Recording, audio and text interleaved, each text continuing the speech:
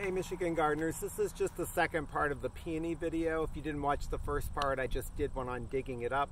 I'm just going to show you how to plant them. It is important that you try to get the eyes, I always just try to get them at the same level that they were at when they were originally planted.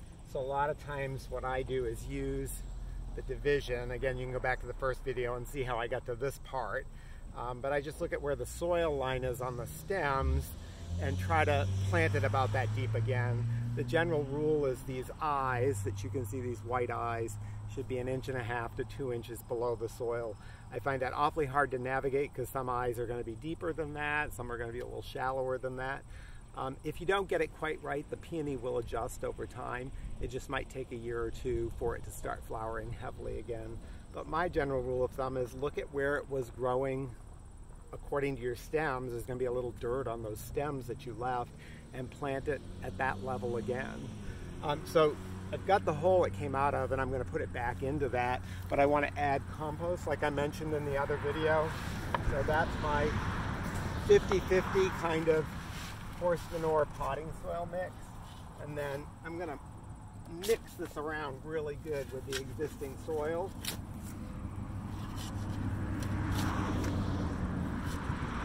You might remember in the other video too, I had some leftover bee balm pieces. I just found some places to put those where I'd like to have. It's a tall red bee balm, and I really do like that bee balm. So I just found a couple of places nearby that I could put that in. So then I've got it mixed up, and you can really see how nice that soil is, loose. It's got some horse manure mixed in there. It's got some potting soil that gives it good aeration. And then I can plant. I had one really good sized piece I was going to plant. So I'm going to dig that hole down. And again, try to get the eyes so that they're 1.5 to 2 inches below. But my general rule is if I can position it and see that the soil level is going to be at the same level it was at before, then that's where those eyes want to be, and I'm going to get some good flowering. We'll have to see next spring if I actually get that or not. You can see I had, just going to fill this in over on top of it, and I'm going to plant these other two smaller divisions a little bit away from it, so they've got some room to grow. Again, they're not quite as big. I don't need quite such a deep hole.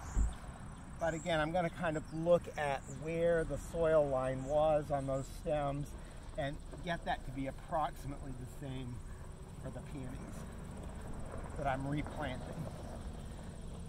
You know, don't be frustrated in the spring if you don't have a big bunch of flowering peonies that first year.